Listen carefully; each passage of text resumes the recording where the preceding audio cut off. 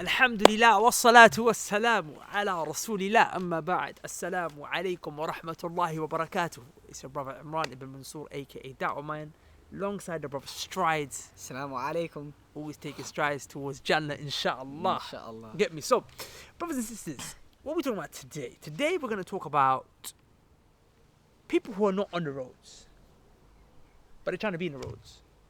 Last week we told the brothers who are on the roads how to get out of the roads. Today we're going to talk to the brothers who are not in the roads, but they're trying to get in the roads. And we're trying to say, don't go there, bro. It's don't go there, inshallah.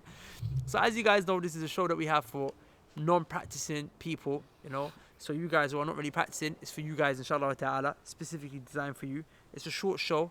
Last one did go a bit over, but I'm setting the timer now. We don't go over 12 minutes. Bang, strides.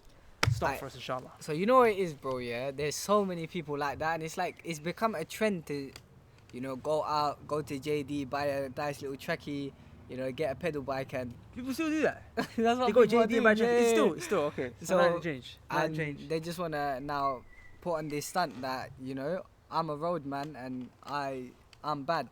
But really and truly, we know you eat curry with your hands. And you know your mum serves you curry on your plate, which has flowers on the plate.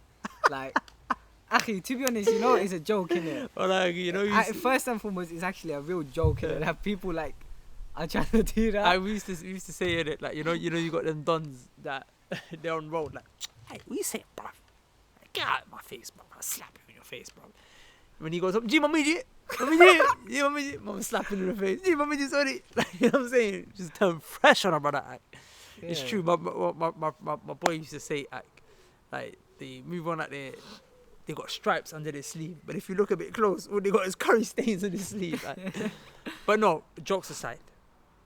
Act. Stop it, man. Like really and truly, do you think it's a joke out here, act? Do you think it's a joke? Do you want to be a gangster, akhi? Do you think people who are in the ends, they wanted that lifestyle for themselves? Do you think they enjoy being broke or only having to make money through illegal means?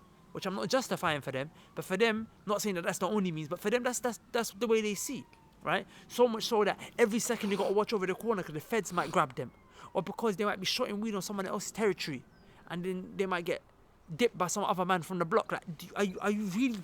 Do you think that's a life to enjoy? Okay, that's not a life to enjoy. Where you could be getting wrapped up any second. You know, you could be getting shifted any second. Alhamdulillah, Allah blessed you, bruv. Allah blessed you. I go from Twickenham, Ak. I know Twickenham, Ak. I'm saying you're not from the ends. You're from Richmond. It says rich in the name of your... Allah blessed you. You're from Richmond. I don't know why you're fronting like you're from the hood. You're like just... This is a joke, akhi. What is a joke? It's actually being ungrateful to Allah for the blessings He gave. Allah took you out of poverty, took you out of danger. You didn't have to be a guy who's brought up in a single parent home, okay? Where, you know, even the one mum that you have, the one parent you have, you don't see them because they can't raise you because they're too busy, you know, working 9 to 5 or maybe working double jobs to put food on your plate because your dad ran away. No, you're from a bloody, you know, good house, man. You got mum, dad there. Dad works, mum takes care of you, makes you curry, chapati and roti all day, bruv. And you're out there like, I want to be a bad man. Now allow it, man. That's all just unnecessary, bro.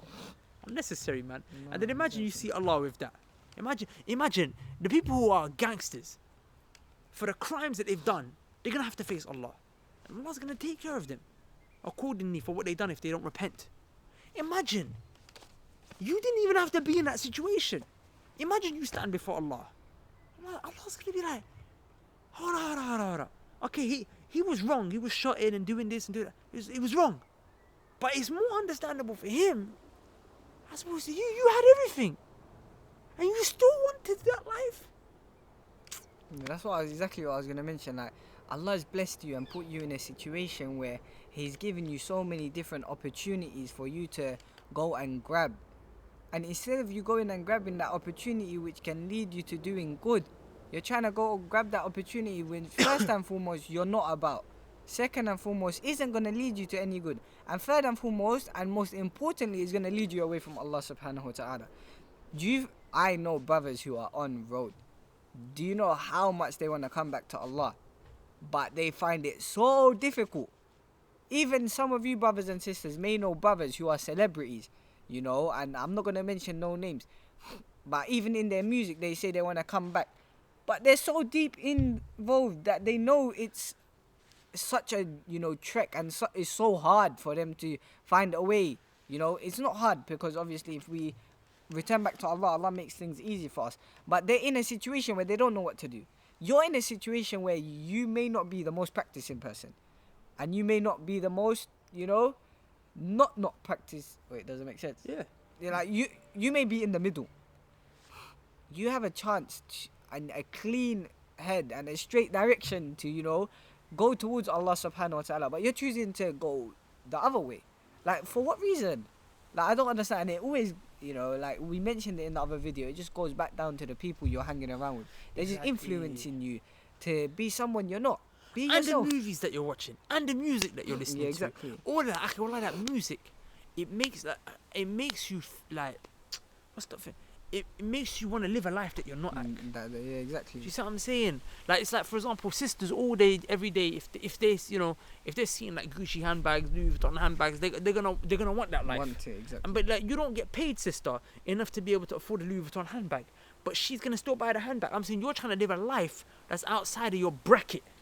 Do you see what I'm saying? You're forcing a life that's not you. Sister, go Primark. You know what I'm saying? Go River Island. H&M. Go H&M. Yeah, you know what I'm saying? They can make nice bags too, but you want to, because you're always seeing these celebrities and you're always looking at catalogs and you're always looking on websites. Sisters have got a habit, they do that, just always looking at things online. Then that makes you want it, you see what I'm saying? So the same way you got these guys, they're always looking at these, you know, gangster films and gangster music. You're not a gangster, bruv. But you're trying to be. Why? Because you're always watching this stuff. The more you watch it, the more you listen to it, the more you're going to want to aspire towards it. Yeah, they become your role models. It's like But you see, it's like, if I could just say something. So, okay, so if the reason why you're trying to become a gangster when you're not is because you've made these gangsters into your role models, you're always listening to them, their songs, their movies, then what you need to do, my brother, is you need to change your role models. That's what you need to do.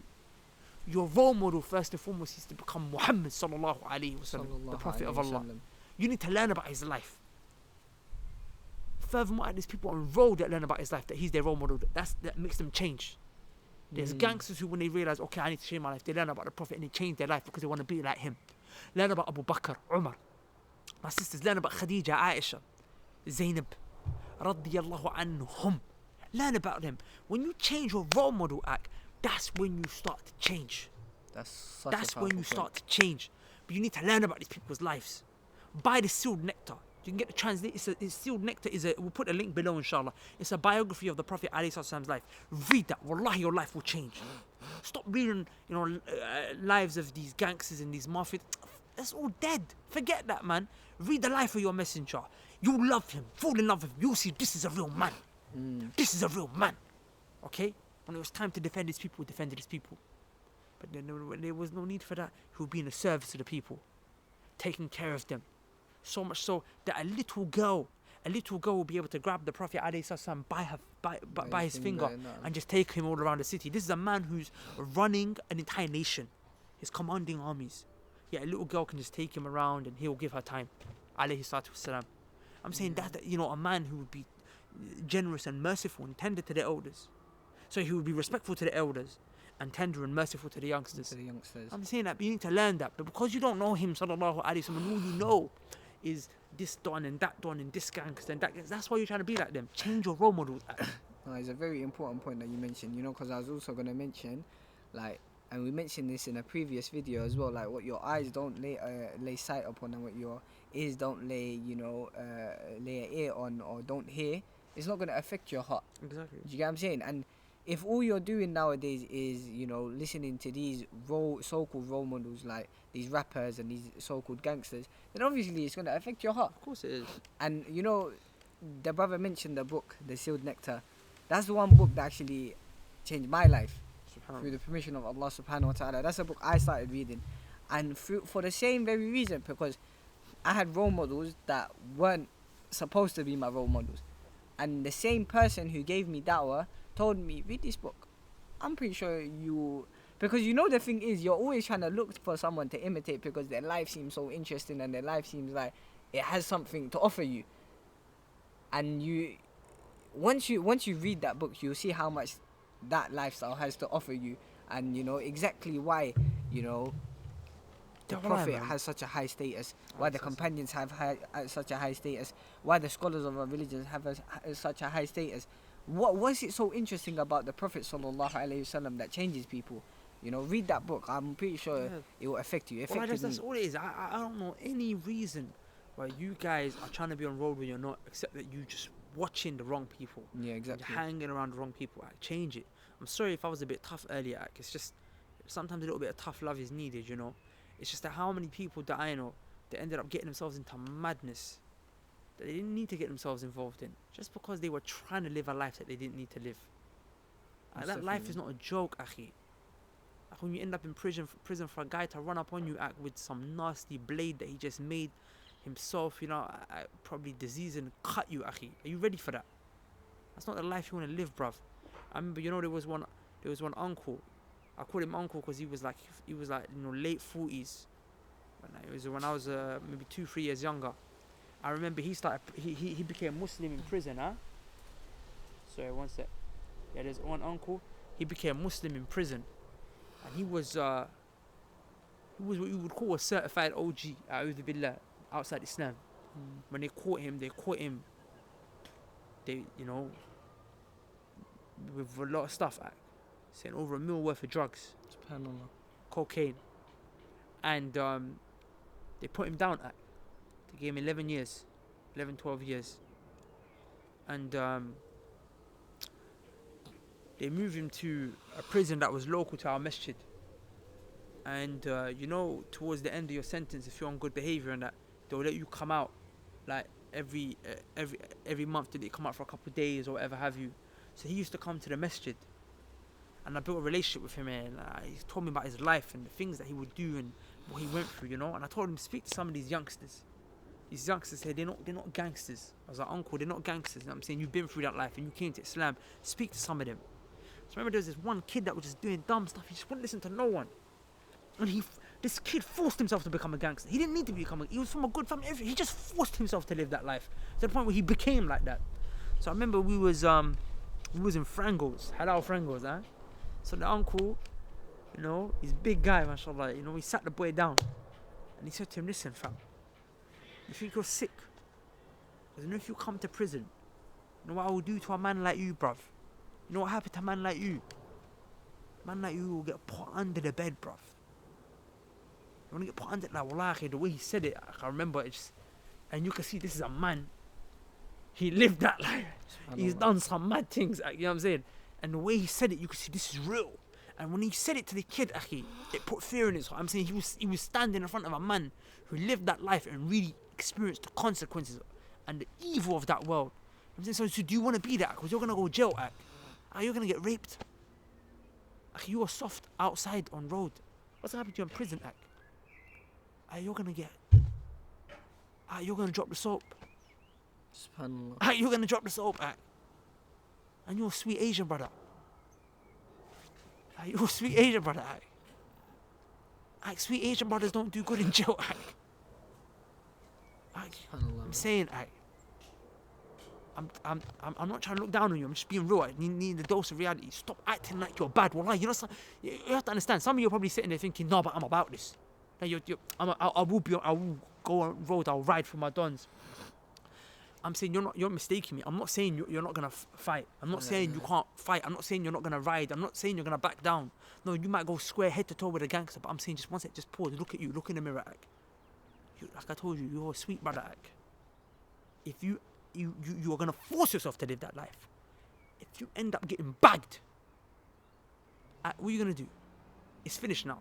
If you end up getting nabbed by the feds, what are you gonna do now? You're gonna go to jail. You're gonna get wallahi. You're gonna be some don called Michael or Andrew. You're gonna be his girlfriend, I'm being serious with you, This is the life. True, you wanna live? You wanna live? You're gonna be some dons, and then what? People committing suicide in jail. I'm saying Alright, man, brothers, like, you just need to understand that you have a good life, you have a nice life, settled.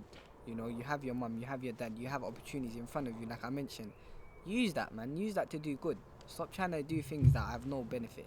You know, and when people get caught up in things that have no benefit, they're leading down a road which is not good. You know, brothers, you know, we shouldn't even talk too much about this topic. You know, because you don't understand that life isn't meant for you. That life isn't meant for anyone.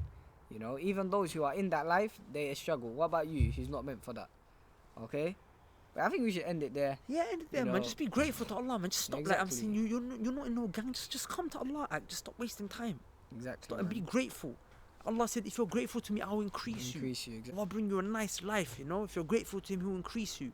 Family, job, kids, you know what I'm saying? Good wife, like I said. I'm saying that, but then you're choosing to run away from that. That's you. But yeah, brothers and sisters, that was that episode.